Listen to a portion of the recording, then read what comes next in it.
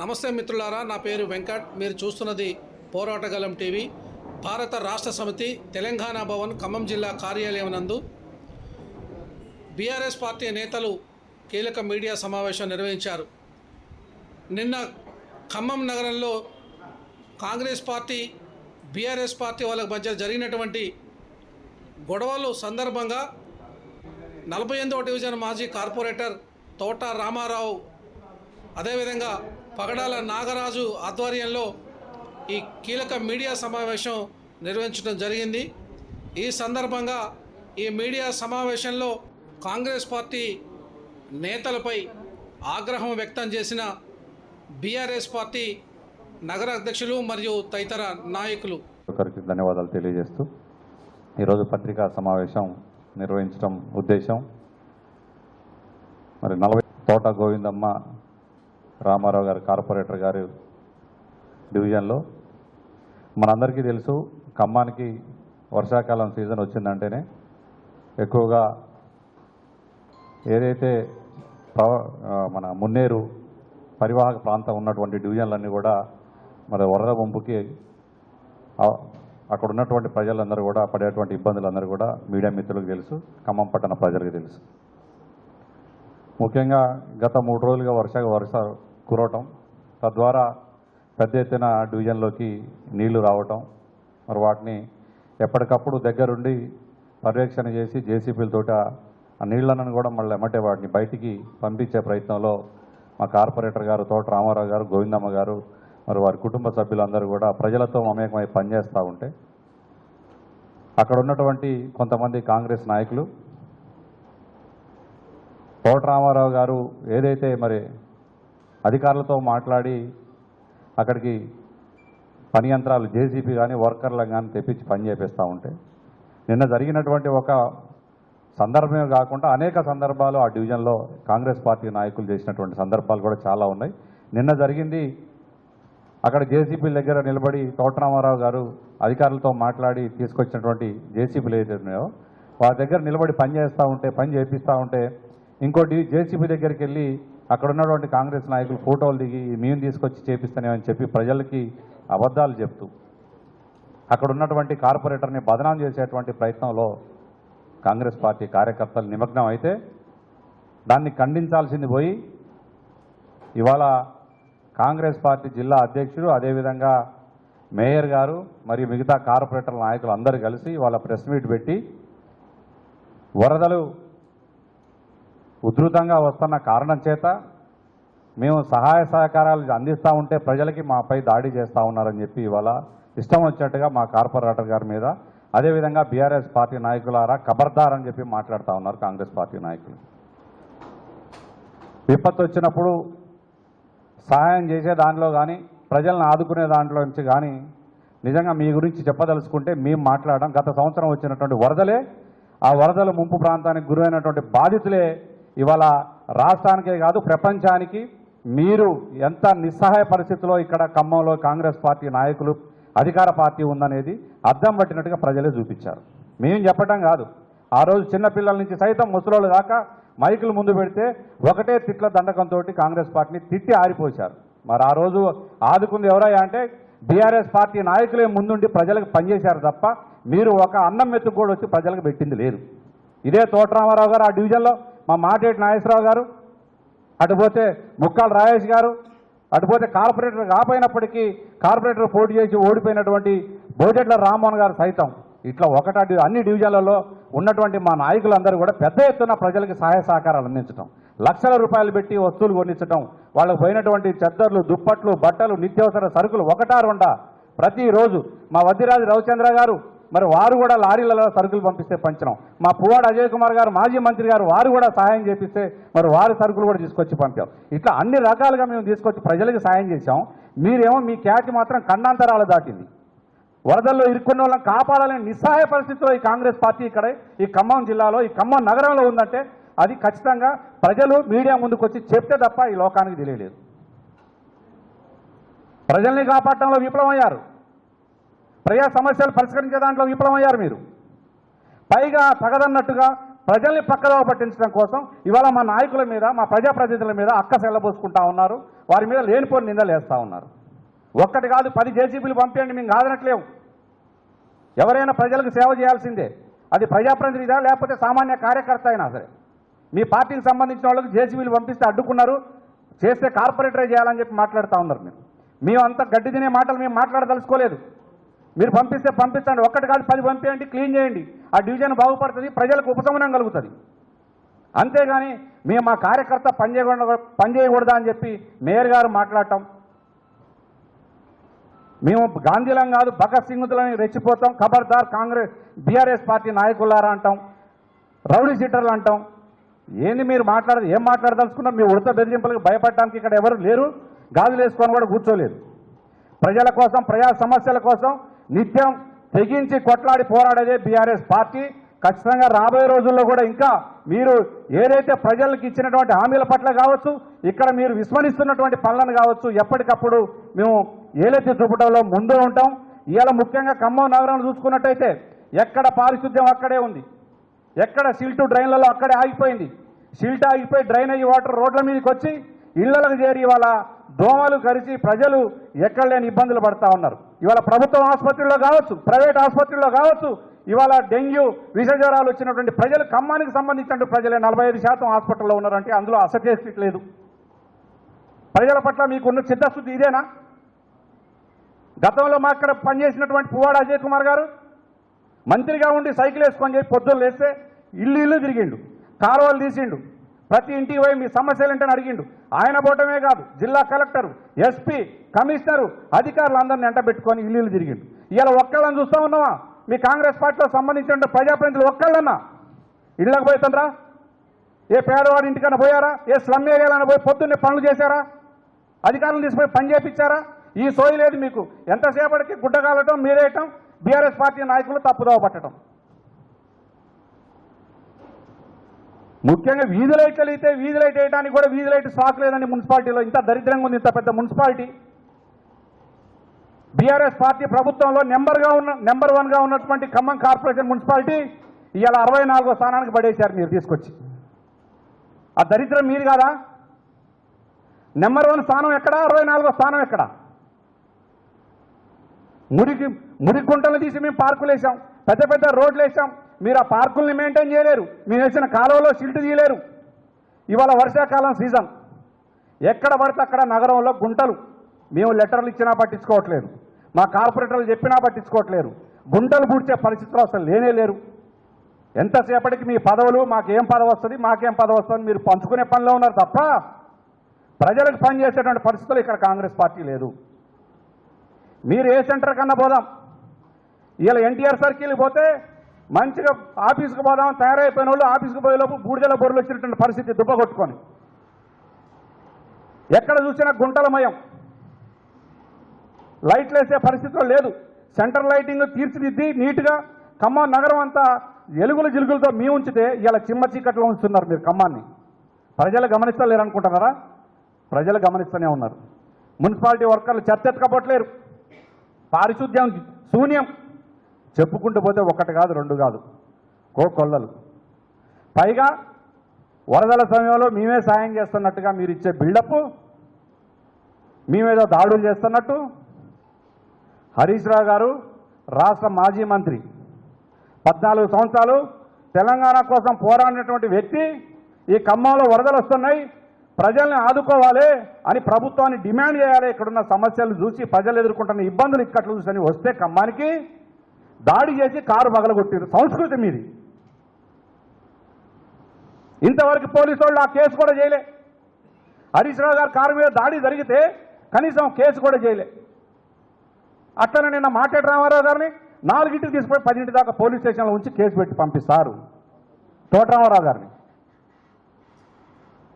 ఇవాళ చట్టం తన పని చేసుకుంటూ పోతాంది, తానే చేసుకుంటూ పోతా అని చెప్పి మేయర్ గారు మాట్లాడుతూ ఉన్నారు. చట్టం తన పని తాను చేస్తుందో కాంగ్రెస్ పార్టీ చేతుల్లో చట్టం ఉందనేది ఇక్కడ ప్రజలు చూస్తూ ఉన్నారు. ఇవాళ ఇష్టానుసారంగా కేసులు పెట్టి వేధింపులకు గురి చేసి మా కంప్లైంట్లు ఇచ్చినా పట్టించుకోకుండా బీఆర్ఎస్ పార్టీ వాళ్ళని టార్గెట్ చేసి కేసులు పెడతా ఉన్నారు.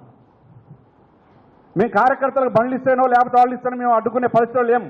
కార్పొరేటర్లుగా మేము మమ్మల్ని ఓట్లేసి ప్రజల్ని గెలిపిస్తే అదే గెలుపుతోటి మేము అందరం కలిసి మేయర్ని ఎన్నుకుంటే ఆ మేయర్ కూడా చెప్పదా అండి మాకు డివిజన్లోకి వచ్చేటప్పుడు? అంటే డివిజన్లోకి వచ్చేటప్పుడు మాకు చెప్పి రమ్మని అనట్లే. ప్రభుత్వానికి సంబంధించి సంక్షేమ కార్యక్రమాలు మీరు ఇవ్వదలిచినప్పుడు స్థానిక కార్పొరేటర్కి సంబంధించి మీరు ఇన్ఫర్మేషన్ ఇవ్వాలనా లేదా? ఆ ఇన్ఫర్మేషన్ కూడా లేదు. మీ ఇష్టానుసారంగా ఇవాళ ఇందిరమ్మ ఇళ్ళు మీ కాంగ్రెస్ పార్టీ నాయకులు అడ్డంగా అమ్ముకుంటున్నారు. ఇల్లులు 50,000కి, ₹1,00,000. ఆ దోపిడీని అడ్డుకోవాల్సిన పరిస్థితిలో కూడా ఇవాళ మీరు లేరు. ఎవరికండి? కార్పొరేటర్ చైర్మన్ అట ఇందిరమ్మ ఇళ్ళకి. మీరు పేపర్ల మీదనే తప్ప ఏ ఒక్క బీఆర్ఎస్ కార్పొరేటర్కైనా ఇందిరమ్మ ఇల్లుకు సంబంధించి ఇన్ఫర్మేషన్ ఉందేమో మీరు తెలుసుకోండి. మీడియా మిత్రులు మిమ్మల్ని అడుగుతున్నా. పార్టీ అధ్యక్షుడిగా మా నగరంలో ఉన్నటువంటి మా పార్టీ కార్పొరేటర్లు అందరూ కూడా వాళ్ళకు సంబంధించి ఇందిరమ్మ ఇళ్ల విషయంలో వాళ్ళ జోక్యం లేకుండానే చైర్మన్గా కార్పొరేటరే ఉంటాడు అని అధికారులు చెప్పటం, దానికి మెంబర్లు ఉంటారని చెప్పటం, కానీ ఏ ఒక్క అధికారి కూడా వచ్చి ఇందిరమ్మ ఇళ్ల విషయంలో వీడు కరెక్టా లేకపోతే లేదా, ఇల్లుందా లేదా, ఇది ఏదీ లేదు. అడ్డగోలిగా ఇల్లులున్న వాళ్ళకే శాంక్షన్ చేశారు. ఆ ఇల్లుల మీదనే బిల్లులు దొప్పుదామని స్కెచ్లో ఉన్నారు ఇవాళ కింద స్థాయిలో కాంగ్రెస్ పార్టీ నాయకులు. మేము ఎవరిని వదిలిపెట్టాం. మీరు ఇచ్చినటువంటి ఇందిరమ్మ ఇల్లులు కూడా ఎంతవరకు ఒరిజినలు, ఎంతవరకు దొంగ పట్టాలు తయారు చేసి పెడతా ఉన్నారు. 59 జీవో కింద పట్టాలు తయారు చేసి కూడా ఇవాళ కాంగ్రెస్ పార్టీ నాయకులు ఆ పట్టాల మీద కూడా ఇందిరమ్మ ఇల్లులు పొందేటువంటి పరిస్థితిలో ఇవాళ ఖమ్మం నగరం ఉంది. నేను కమిషనర్ గారితో చెప్పా, ఆర్డీఓ గారితో చెప్పా, దొంగ పట్టాలు తయారు చేస్తూ ఉన్నారు, మీరు నియంత్రించండి అని టాస్క్ ఫోర్స్ వాళ్ళతో సహా చెప్పాను నేను. ఇంతవరకు దాని మీద ఎటువంటి నియంత్రణ లేదు. అధికారి సంతకాలు కూడా దుర్వినియోగం చేసి పట్టాలు సృష్టిస్తూ ఉంటే ఇంతకు తెగించి చేస్తూ ఉంటే ఇక దాని మీద ఎవరేం మాట్లాడాలి? కాబట్టి ఇవాళ కాంగ్రెస్ పార్టీ నిర్ణయాలు కానీ ప్రజా సమస్యలు పక్కదోవ పట్టించి ప్రజల్ని పక్కదోవ పట్టించి ఇలా బీఆర్ఎస్ పార్టీ మీద, బీఆర్ఎస్ పార్టీ నాయకుల మీద ఏదైతే వాళ్ళు చేస్తున్నటువంటి నిందలు అయితే ఉన్నాయో మేము తీవ్రంగా ఖండిస్తూ ఉన్నాం. రాబోయే రోజుల్లో బీఆర్ఎస్ పార్టీ తరఫున పెద్ద ఎత్తున మీరు ఇచ్చినటువంటి హామీలు, మీరు ఇచ్చినటువంటి గ్యారంటీలు అన్నీ ప్రజలకు అమలయ్యేంత వరకు బీఆర్ఎస్ పార్టీ తరఫున పెద్ద ఎత్తున పోరాటం చేస్తామని చెప్పి తెలియజేస్తూ ఇంకొకసారి బీఆర్ఎస్ పార్టీ పైన కానీ బీఆర్ఎస్ పార్టీ నాయకుల పైన కానీ మీరు మాట్లాడే ముందు జాగ్రత్తగా మాట్లాడని చెప్పి ఒక్కసారి కాంగ్రెస్ పార్టీ నాయకులు. ఆనాడు ఉన్నటువంటి ప్రభుత్వం నిమ్మకి నీరెత్తినట్టుంటే ఆ ప్రాంతంలో ఉన్నటువంటి టీఆర్ఆర్ సైన్యం అంటే సుమారు 250 మంది యువత సహాయ సహకారాలతోటి ఆ ప్రాంతంలో 460 మంది ఇళ్ల మీద ఉన్న వాళ్ళని రక్షించటమే కాకుండా నా కొడుకులు ఇద్దరు డాక్టర్, అదేవిధంగా ఒక బాబు వ్యాపారం చేస్తారు. వాళ్ళిద్దరూ సాహసించి ప్రాణ త్యాగాలకి సిద్ధపడి వాళ్ళ ఉన్నటువంటి యువతతోటి తాళ్ళు మోకులు లారీ మోకులు వేసి జనాల్ని బయటికి లాగి తీసుకొచ్చిన పరిస్థితి. అంతకుముందు వచ్చిన ఫ్లడ్కి వైజాగ్ నుంచి ఎన్డీఆర్ఎఫ్ దళాన్ని పిలిచి 180 మంది ఇళ్ల మీద ఉంటే అర్ధరాత్రి బయటికి ఆనాడు ఉన్నటువంటి మంత్రి గారు అజయ్ కుమార్ గారు రక్షించారు. మొన్న నాయకనగూడెంలో మా బజార్లో పుట్టిన ఆడబిడ్డే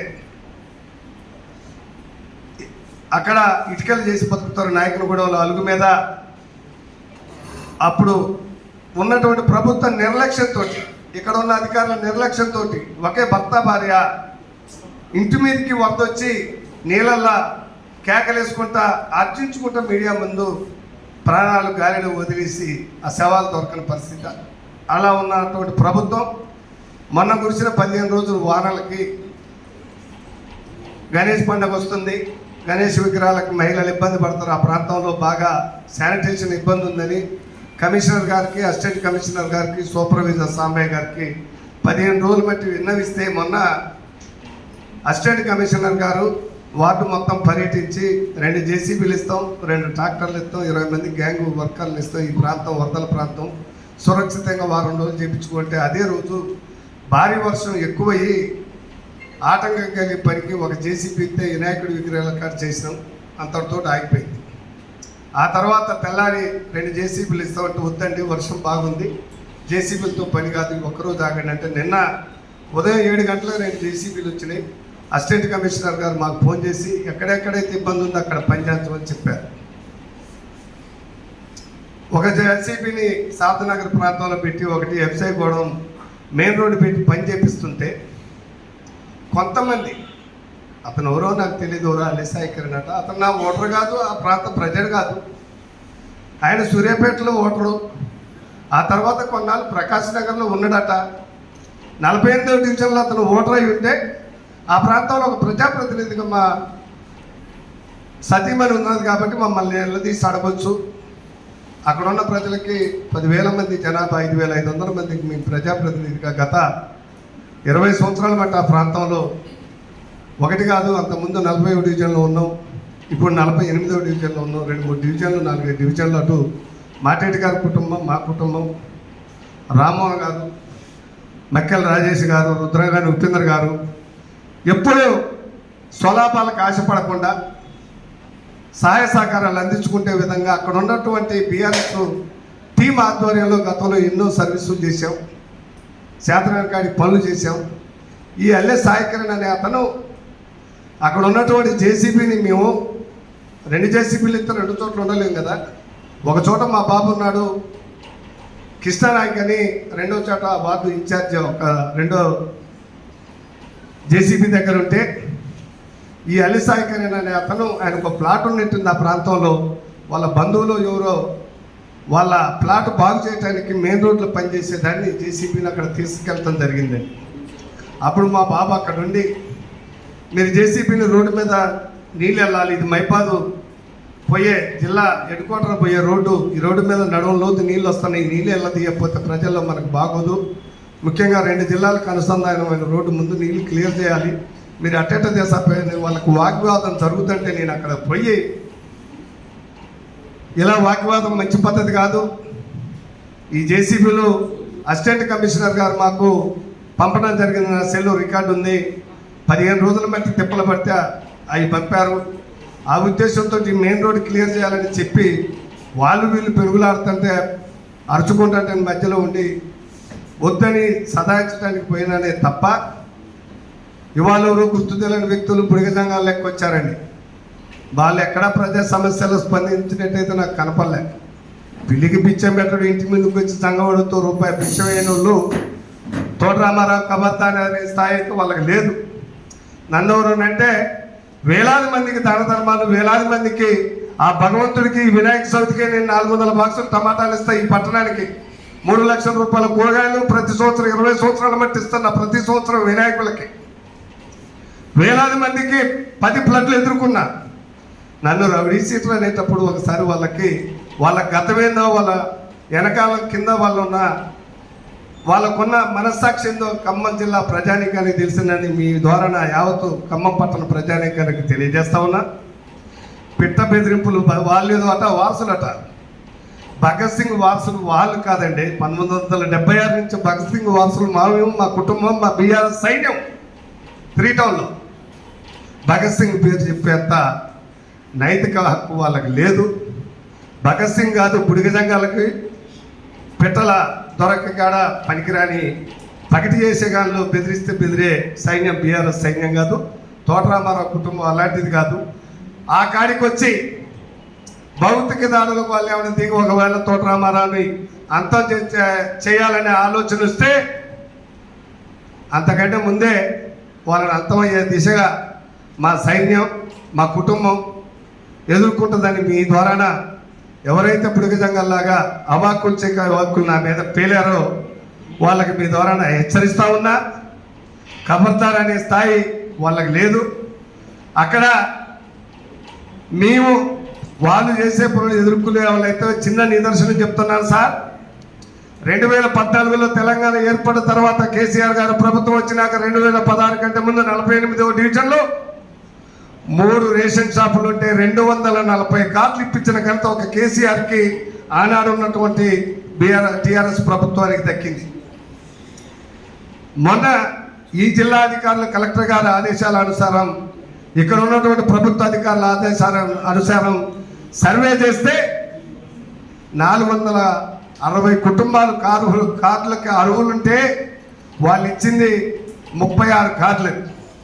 36 కార్డులకి స్థానిక కార్పొరేటర్గా గత 20 సంవత్సరాల మట్టి ఆడ మేము ప్రజాప్రతినిధిగా ఉన్నా, మా సతీమణి ప్రజాప్రతినిధిగా ఉన్నా, మమ్మల్ని పిలిచి వాళ్ళు కార్డులు పంపిణీ పిలవకపోయినా మేము పోలేదు పిలవలేదని ఎందుకు మమ్మల్ని పిలవకుండా మీరు కార్లు పంచుతున్నారని మేము అడగలేదు. ప్రభుత్వ అధికారిక పనికి ప్రోటోకాల్ ప్రకారం పిలవాలి. మేము ఇవ్వలేదో చిన్నపిల్లగాళ్ళ అడ్డుకున్నాం కొట్టినామని తప్పుడు మాటలు చెప్పి బురద జల్లే ప్రయత్నం చేయదు అనటానికి నిదర్శనంగా చెప్పాను. 28 ఇళ్ళు ఇందిరమ్మ ఇళ్ళు ఇచ్చారు. 28 ఇళ్ళకి 20 ఇళ్ళకి ముగ్గులు పోశారు. పట్టాలు పంపిణీ చేసిన రోజు కానీ ముగ్గులు పోసిన రోజు కానీ లోకల్ కార్పొరేటర్ని పిలవలే. మీరు పిలవలేదని మేము వాళ్ళని అడగలే. ఆ లబ్ధిదారులే మా ఇంట్లోకి వచ్చి ఈ ప్రాంతంలో మీ దయాదాక్షిణాలతో మాకు ఇల్లు ప్రభుత్వం శాంక్షన్ చేసింది, సహాయ సహకారాలు అందియండి అంటే మాకున్న వెసులుబాటు ప్రకారం వాళ్ళకి అన్ని రకాలుగా అందుబాటులో ఉండి ఆ కట్టే ఇళ్ళకి సహాయ సహకారాలు అందిస్తూ వస్తున్నాం. భవిష్యత్తులో కూడా ఆ ప్రాంత అభివృద్ధికి గతంలో ఉన్న ప్రభుత్వం 14-12 కోట్ల రూపాయల పైచీలకు ఆ ప్రాంత అభివృద్ధికి డ్రైనేజ్కి రోడ్లకు ఇచ్చారు.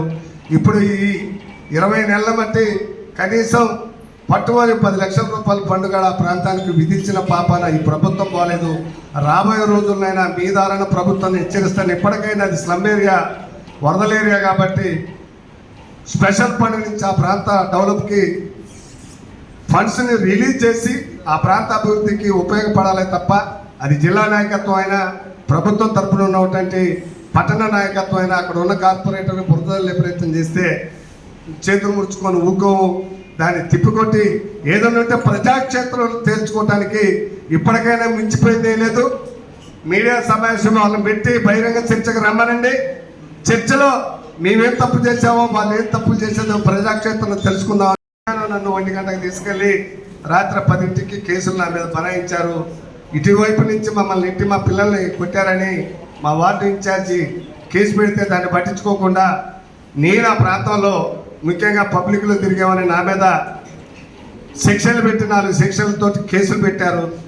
పోలీసు వారు ఇప్పటికైనా పునర్పరిశీలించి ప్రభుత్వంలో వాళ్ళు ఉంటే అధికారుల చేతుల్లో కీలుబొమ్మలాగా ఏకపక్షంగా నా మీద పెట్టిన అక్రమ కేసులు ఎత్తేయాలి. మా మీద ఎవరైతే దాడి చేశారో అక్కడ ఉన్న జేసీబీకి ప్రజల పనికి ఆటంకం కలిగించారో మేము పెట్టిన పిటిషన్ రీపరిశీలించి దానిగాడ వాళ్ళ మీద కూడా కేసులు పరిశీలించాలని పోలీసు వారిని మీ ద్వారా విజ్ఞప్తి చేస్తా ఉన్నాం.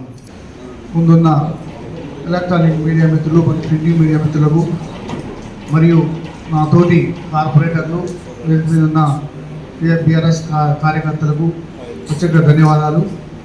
మీకు తెలుసు, మీ మీడియా మిత్రులందరూ కూడా శ్రీటౌన్ ప్రాంతంలో ఏ కార్పొరేటర్ ఏ పని చేస్తున్నారు, మీకు ఎంత డివిజన్లో ఎన్ని ఇబ్బందులు వచ్చినా, వర్షాకాలం వచ్చినా, మున్నేరు ప్రవాహం వరదలు వచ్చినప్పుడు కూడా నేను, తోట రామారావు గారు, ఇట్లా రుద్రగారు ఉపేంద్ర గారు, మన శ్రీటౌన్ కార్పొరేటర్ తోటరభద్ర గారు కానీ పసుమూర్తి రామోహన్ గారిని మేము భుజాల మీద వేసుకొని ప్రజలకు ఎటువంటి కూడా ఇబ్బంది లేకుండా మా సొంత ఖర్చులతో కూడా పెట్టుకొని వాళ్ళకి అన్ని విధాలుగా పోతే బట్టలన్నీ, తొడాలుగా దుప్పట్లన్నీ, నేను చీరలని, సాధనని వాళ్ళందరికీ వాళ్ళ ఇంట్లో ఏ వస్తువులు ఉన్నా తినడానికి తిండైనా మేము ఏర్పాట్లు చేసి మా కాడ ఉన్నంత వరకు మా సాయ శక్తిలో మేము ఖర్చు పెట్టుకున్నాం. కానీ ఏ ఒక్క కార్యకర్త అయినా ఆయన సొంత చేతులతో సొంత డబ్బులతో ఆయన ఖర్చు పెట్టారా?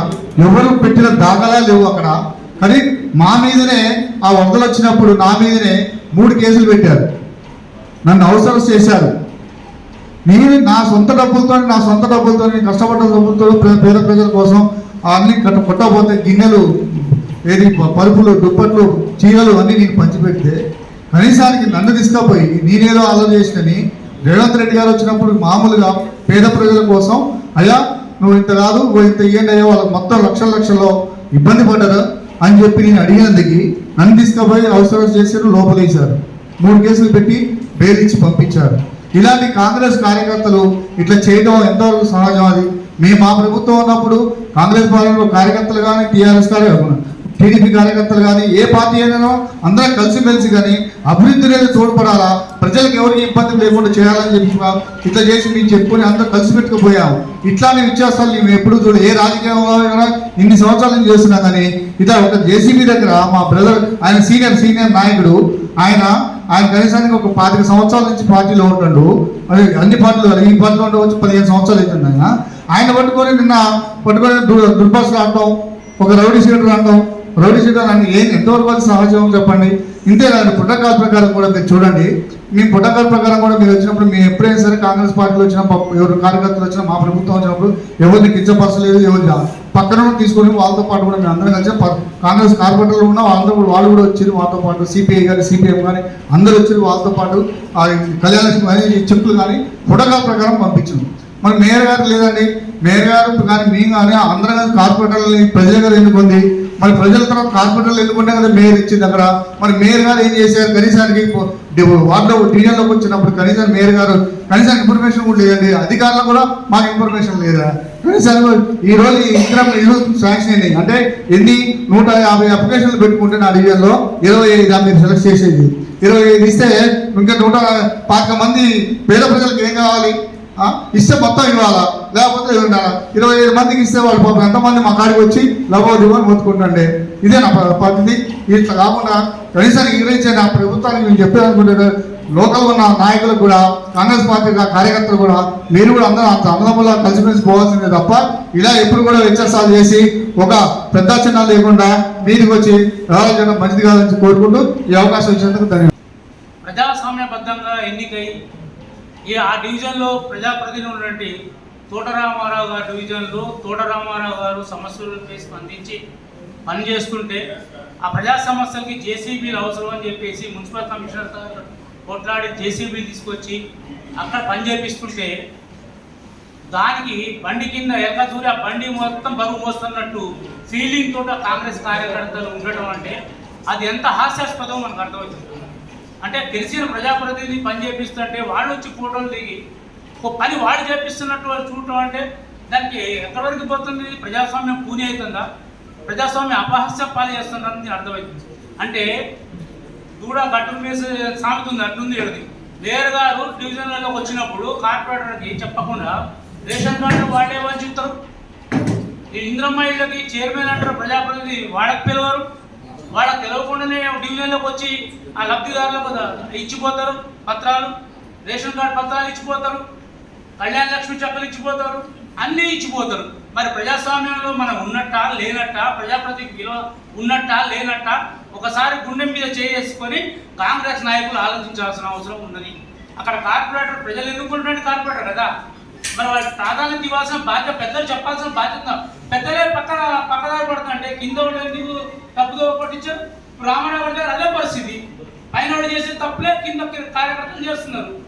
వీళ్ళు చేసే పనికి ఫోటోలు దిగి వాడు చెప్తాంటే దానికి కోపం రాకుండా, సంఘర్షణ రాకుండా, పరిస్థితులు తారుమారు కాకుండా ఎట్లుంటాయి? ఘర్షణ వాతావరణం వస్తుందా రాదా? ఒకసారి విలేకరులు కాంగ్రెస్ వాళ్ళని ఈ విషయం ప్రశ్నించవలసిందిగా నేను విజ్ఞప్తి చేస్తున్నాను. ఖమ్మం నగరంలో ఈరోజు దినదినాభివృద్ధి చదువుతుంటే వరదలో ఒకవైపు కొట్టకపోతుంటే వరదల కోసం ప్రజాప్రతినిధులు పనిచేస్తుంటే వాళ్ళకు విలువ లేకుండా గొడవలు సృష్టించి పైనుంచి రౌడీ షీటర్స్ అనే మాట తీసుకొస్తున్నారంటే ఎంతోమందికి ఫ్లడ్ వచ్చిన అన్నదానాలు చేసి వినాయకుల మండపం అన్నదానాలు చేసి వాళ్ళకి బట్టలు ఇచ్చి ఆదుకున్నట్టు తోటరామారావు ఈరోజు రౌడీ షీటర్స్ లాగా కనబడతాను నేను అడుగుతున్నా. ఆయన వ్యాపారవేత్తగా రాజకీయ నాయకుడు ఉండి ఆయన తప్పుడు కేసులు పెడతారా? మరి తప్పుడు కేసులు పెట్టుకుంటూ పోతే మేము చూస్తూ ఊరుకుంటామా?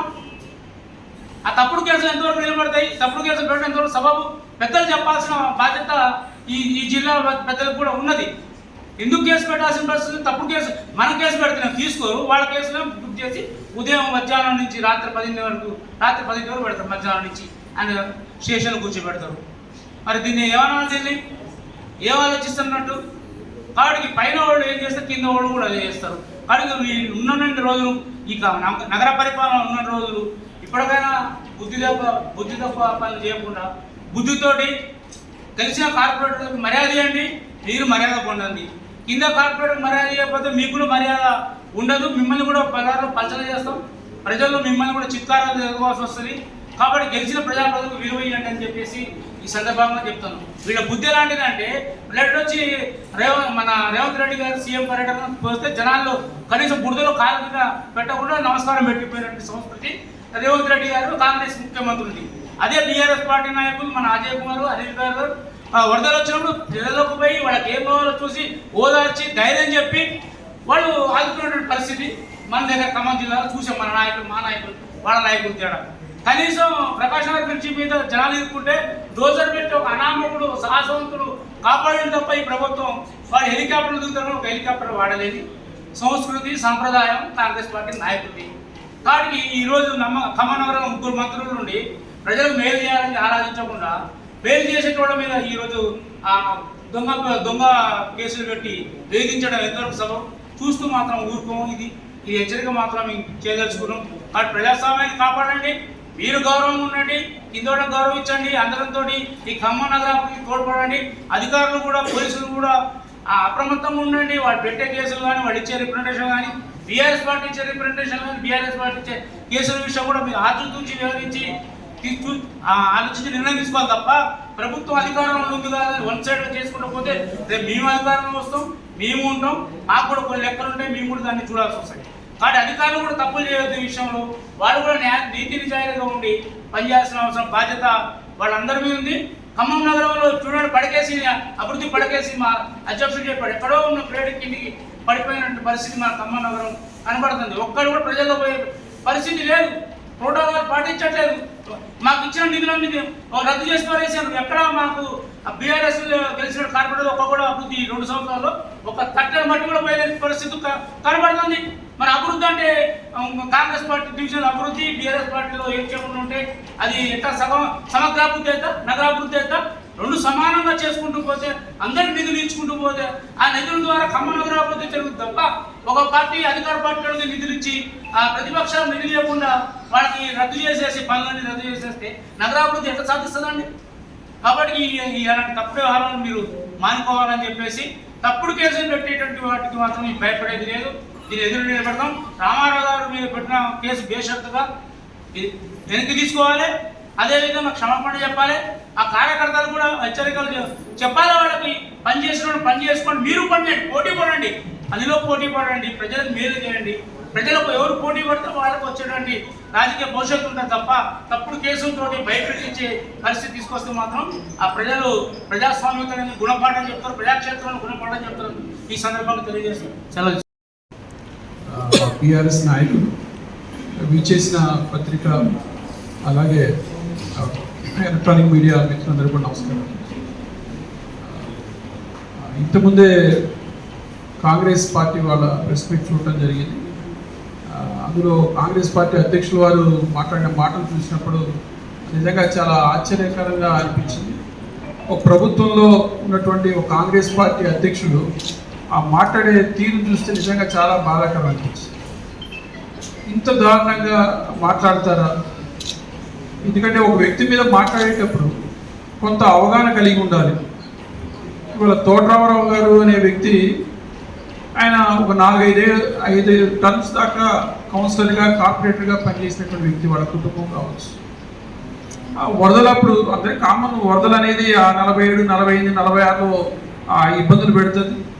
లాస్ట్ టైం మరింత ఇబ్బందులు కూడా పెట్టారు. ప్రతిసారి కూడా అసలు తోటరామారావు గారు అనగానే అక్కడ ఉన్నటువంటి ప్రజలకి ఎటువంటి ఇబ్బంది కలిగినా కానీ అందుబాటులో ఉండి వాళ్ళకి భోజనాలు అవన్నీ చూసే మనిషి మరి తోటరామారావు గారు.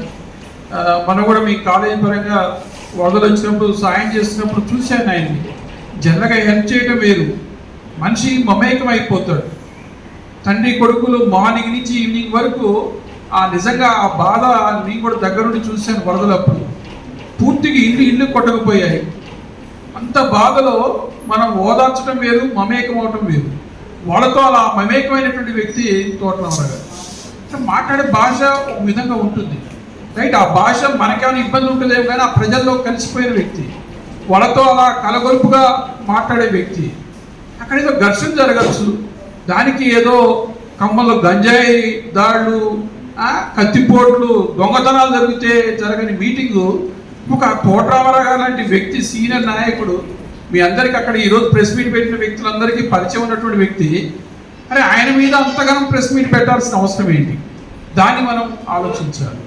ఒక చైర్మన్లు, మేయర్లు, పార్టీ అధ్యక్షులు ప్రెస్ మీట్ పెట్టేంత అవసరం ఏం ఏర్పడింది?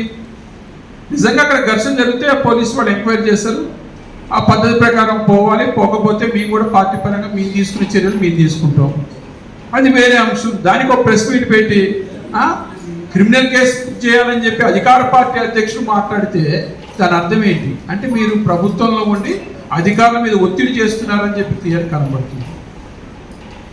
ఒక వ్యక్తి ఇటువంటి సమయంలో క్రిమినల్ చర్యలు చేస్తారని మనకు తెలియదా? ప్రజల్లో ఉండి ప్రజల కోసం తాపత్రయపడే వ్యక్తి ఎక్కడైనా ఒకవేళ తప్పు జరిగితే దానికి సంబంధించినటువంటి చర్యలు వేరే ఉంటాయి. మీరందరూ మూకుమ్మడిగా దాడి చేయడం అంటే భయభ్రాంతులు చేయాలి బీఆర్ఎస్ పార్టీ నాయకుల్ని. వీళ్ళని మేము గెలవలేము. ఎందుకంటే ఈరోజు ఆయన మీద ఒక పోటీగా వ్యక్తిని తీసుకొచ్చారు. రైట్, ఆయన గతంలో ఎక్కడ కౌన్సిలర్గా చేశాడా, లేకపోతే ఎక్కడ నాయకుడిగా పనిచేశాడా, ఆయనకి ఏం అవగాహన ఉంది, ఆ ఫీల్డ్లో ఏ విధంగా మాట్లాడాలో మీకు తెలుసా? ఒక 5 టర్ములు పనిచేసినటువంటి వ్యక్తితో ఏ విధంగా మాట్లాడాలో తెలుసా? తెలియదు. కాబట్టి అలాంటి వ్యక్తులు మీరు ముందు పెట్టి రాజకీయాలు చేయాలని అనుకోవటం అది పెద్ద తప్పు. పైగా జరిగిన ఘర్షణని ఓ పెద్దగా చూపించి బీఆర్ఎస్ పార్టీ నాయకుల్ని భయప్రాంతం చేయాలి, రాబోయే ఎన్నికల్లో మేమేదో చేయాలనుకుంటే ఇంకా పొరపాటు. ఇంకా మీ చేసే ఏదైతే ఇంతకుముందు మా మిత్రుడు చెప్పారు, ఆల్రెడీ ఇప్పుడు జరుగుతున్నటువంటి కాంగ్రెస్ పార్టీ హయాంలో జరుగుతున్నటువంటి ఏదైతే అభివృద్ధి పనులని చెప్పుకుంటున్నారో ఎక్కడ కూడా అభివృద్ధి కనబడట్లేదు. గతంలో ఆ హయాంలో జరిగిన అభివృద్ధిలో కనీసం ఒక 10 NP కూడా కనపడని పరిస్థితి. చెప్పుకుంటూ పోతే చాలా చెప్పొచ్చు. ఒక లైట్లు కూడా పెట్టలేని పరిస్థితి. గతంలో శాంక్షన్ అయిన రోడ్లు కూడా కాంట్రాక్టర్లు వచ్చి చేసే పరిస్థితి లేదు. అంటే డైవర్ట్ చేసే పాలిటిక్స్ ఇవి. అంటే మీరు ప్రజలకి అభివృద్ధి చూపించలేక, ప్రజల్లో శాంతి పద్ధతులు చూపించలేక, కాబట్టి ఏదో ఒక చిన్న సంఘటన జరిగితే దాన్ని పట్టుకొని దాన్ని భారీ ఎత్తున ఒక పెద్ద ప్రెస్ మీట్ పెట్టి ప్రజల్ని డైవర్ట్ చేయాలని చెప్పి మీరు అనుకుంటున్నారు. కానీ ఇక్కడ జరిగిన పొరపాటు ఏంటి? మీరు తీసుకున్నటువంటి వ్యక్తి ప్రజల మనిషి. నిజంగా మీరు అన్నట్టు క్రిమినల్ కేసు పెడితే బీఆర్ఎస్ పార్టీ కాదు, అక్కడ ఉన్నటువంటి డివిజన్ ఉన్న ప్రజలే తిరుగుబాటు చేస్తారు. మీరు అంటున్నారు మేము భగత్ సింగ్లు అవుతామని. మాది బీఆర్ఎస్ పార్టీ ఉద్యమ పార్టీ. ఆల్రెడీ అందరూ భగత్ సింగ్లే. ఇక్కడ తోట రామారావు గారు అనే వ్యక్తి మీద ఎటువంటి చర్య తీసుకున్నా కానీ ఆ డివిజన్లో ఉన్నటువంటి ప్రజలు కూడా భగత్ సింగ్ లాగా తిరుగుపడతారు. కాబట్టి మీరు అభివృద్ధి చేయడానికి వచ్చారు, ప్రజలు కూడా మీకు అవకాశం ఇచ్చింది, మేము మౌనంగానే ఉంటున్నాం. ఎన్నో తప్పులు జరుగుతున్నాయి, కూలగొడుతున్నారు, రకరకాలటువంటి గతంలో ఏదైతే అభివృద్ధిగా మేము చూపించామో వాటన్నింటినీ కూడా మార్పులు చేస్తున్నారు. అయినా ఎక్కడ కూడా మాట్లాడట్లేదు. దానికి సమయం సందర్భం ఉంటుందని చెప్పి మేము ఆగుతున్నాం. కానీ ఈ చిన్న సంఘటనతో మీరు ఏదో హడావుడి చేస్తున్నారు. నిజంగా ఇలానే మీరు కంటిన్యూ చేస్తే రాబోయే కాలంలో జరుగుతున్న ప్రతి పరిణామం కూడా ఖమ్మం జిల్లాకి మీరు ఏదైతే నష్టం చేస్తున్నారో, ఖమ్మం నగరంలో మీరు ఏదైతే అభివృద్ధి పేరుతో నష్టం చేస్తున్నారో అవన్నీ కూడా బయటకు వస్తాయి.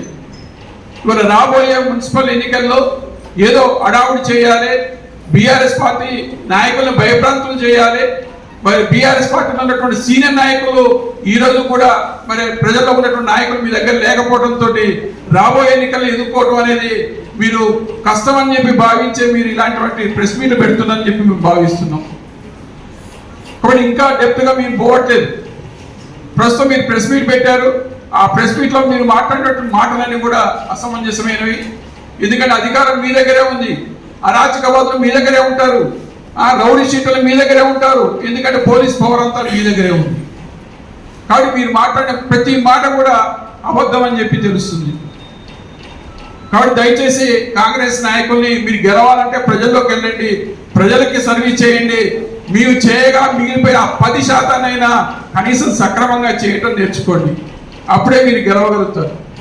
అంతేగాని మాలో ఉన్నటువంటి సీనియర్ నాయకుల్ని వాళ్ళ మీద బురద జల్లి వాళ్ళని ఏదో బ్లేమ్ చేసి మీకు గెలవాలి అనుకుంటే అది అసాధ్యం అని చెప్పి మీకు తెలియజేస్తున్నాం. ఎందుకంటే మీరు అధికార పార్టీలో ఉన్నారు, మీరు అధికారాన్ని ఉపయోగించి ప్రజలకు సర్వీస్ చేసే అవకాశం మీకు ఇచ్చారు. ఆ సర్వీస్ చేయకుండా సర్వీసులో చేసే వాళ్ళతో పోటీ పడ్డట్టు అడావుడి చేసి మీరు ప్రెస్ మీట్ పెట్టడం ద్వారా మాత్రం మీరైతే ఎట్టి పరిస్థితుల్లో కూడా మీరు సక్సెస్ కాదని చెప్పి తెలియజేస్తూ మరొకసారి పోలీసు వర్గానికి కానీ మిగిలిన వర్గాలకు కూడా ఏదైతే మరి మున్సిపల్ వర్గానికి కూడా ఖచ్చితంగా కార్పొరేటర్గా వాళ్ళు గెలిచారు, వారికి ఇవ్వాల్సిన గౌరవం ఇవ్వాల్సిందే. మీరే చెప్పారు గతంలో ముస్తాఫా దగ్గర మరి ఆయన కార్పొరేటర్ అయినా కానీ మేము ఏదో చేశామని. బచ్చు విజయ్ కుమార్ గారు ఆయన సుడా చైర్మన్, ఆయన పోయి ఆ డివిజన్లో సీఎం రిలీఫ్ ఫండ్ ఇస్తేనే మీరు అంగీకరించలేదు. మీ కార్పొరేటర్లో మా ఏరియాలో ఆయన ఎవరని, ఆయన ఒక చైర్మన్. సీఎం రిలీఫ్ ఫండ్ కార్పొరేటర్కి సంబంధించిన అంశం కాదు, అయినా మీరు అంగీకరించలే. ఇవాళ అధికారం మీకు వచ్చింది, మరి మీరేం చూపించారు? మీరు ఇచ్చిన గౌరవం కూడా ఇవాళ ఇవ్వని పరిస్థితి. మా వాళ్ళు ఎంతో మదన పడుతున్నారు. అయినా సరే పువ్వాడ అజయ్ కుమార్ గారు సంయమనం పాటించండి, దాని సమయం వస్తుంది, అప్పుడు బయటపడదామని చెప్పారు. ఇవాళ ఇక్కడ కూర్చున్న ప్రతి కార్పొరేటర్ మనసులో మదన పడుతున్నారు. కార్పొరేటర్గా వాళ్ళు గెలిచినప్పుడు కూడా వాళ్ళని గిల్లి కజ్జాలు పెట్టుకుంటున్నారు. కొత్త కొత్త నాయకులు తయారవుతున్నారు. అనుభవం ఉన్న నాయకులైతే పద్ధతి ప్రకారం పోటీకి సిద్ధమవుతారు. కొత్త కొత్త నాయకులు తయారు చేస్తున్నారు.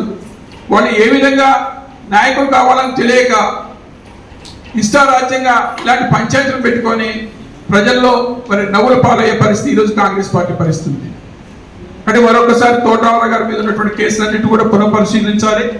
అలాగే కాంగ్రెస్ పార్టీ కూడా చిన్న చిన్న అంశాన్ని ఒక పెద్ద భూతత్వంలో చూపించి మీరు ఘర్షణ వాతావరణాన్ని ఖమ్మం తీసుకొస్తే మరి ప్రజలు క్షమించరు. దయచేసి ఇప్పటికే శాంతి భద్రతల పరంగా వెనకబడిపోతున్నాం.